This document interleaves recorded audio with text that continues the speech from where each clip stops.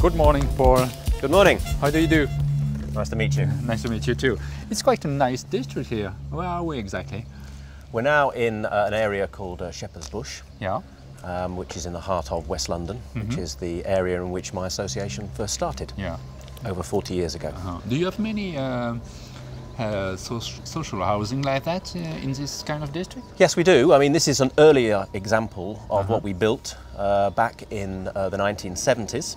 Yes. But we started in 1968 and we now have 5,000 homes all over West London. What kind of people live there? A real mix of people. We started out housing many single people and then gradually moved into housing more and more families. And 50% of all of our residents now are from black and minority ethnic groups, 50% from white British, and that's a diversity that reflects the community at large. And also the level of need in the community. Is it important for you, the mixity, to mix the people? It is. Yeah. It's very important. We believe that estates work well when there are a mix of people. And that means young and old, as well as black and white, and also a diverse family makeup as well. So we have young single people mixed with families too. It can bring some issues of lifestyle, when people sometimes clash, but our job as the managers of the scheme is to resolve those issues and work with our residents to do that. Okay. You don't select yourself the people that want a housing like that, but how do they do? They choose. You don't choose them. They choose you. I never choose any of my tenants, and I'm very happy with that, because them choosing Shepherd's Bush means that they want to move to one of our properties. They have chosen it themselves. I have no impact at all on who comes. It's very strange, Yes. as a French. Yes. Like, what's your origins in terms of ethnic origin, or your social position, or your sexual orientation? Yes. It's quite strange to find this kind of question. Is it normal for you, and is it necessary? It is normal and it is necessary. Our aim is to show that we do not discriminate against any particular group in society. It looks like discriminating when you see We feel that. it's discriminating not to ask. We need to show that we are being fair in allocating our properties to all of the groups in society. And the only way in which we feel we can do that is by gathering information on who the people are who want our homes. So we can then check to see that we are allocating fairly to people who are Muslim, or people who are Afro-Caribbean, or people who are gay. And we check that very carefully. We also check the quality of the homes that we allocate, so that we can make sure that the best quality, because we grade them A, B, C, equally go to people from different ethnicities or who are gay. So equal shares go to A, to B, and to C. In that way, we do not discriminate, and we can prove it. Is it possible to visit with you? Absolutely. One of them? Absolutely. Okay, let's go. Okay, let's go. After you. Thank you. And if we go up the stairs.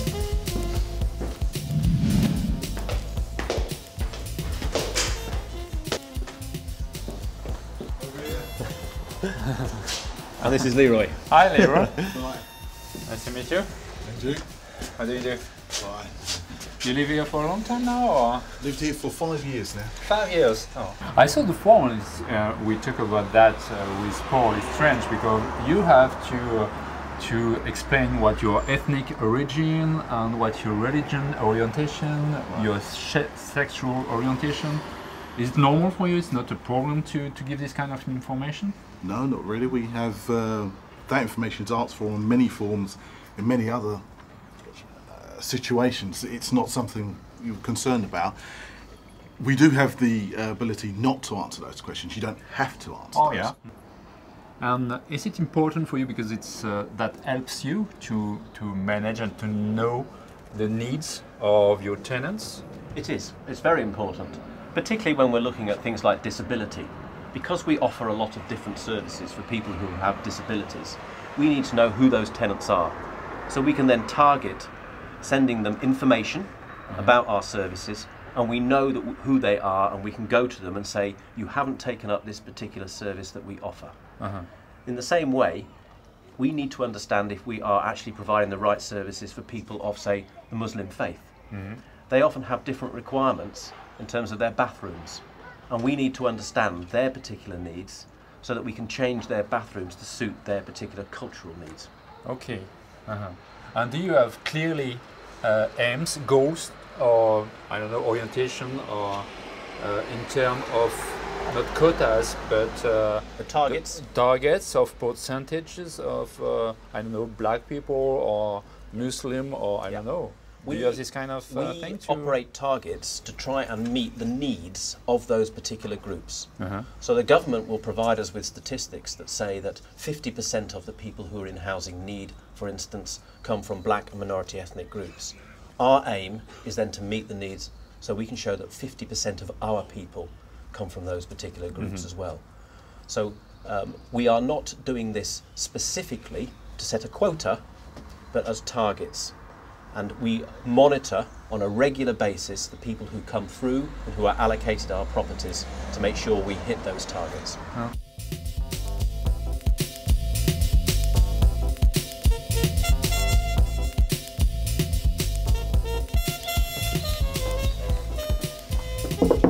So here you have a special function here. Could you explain us? I need them as a monitor. I don't know how special that is, how Paul has treated that special. But What is it? It's kind of concierge? Yeah, concierge, yeah, exactly. We look out for things. We're aware of something might happen outside because it's easily accessible from the road.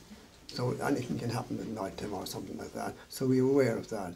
And if somebody wants a problem, because they have a neighbour or something, that would be going to Jane, this other lady here, or someone who's in charge at the trust office.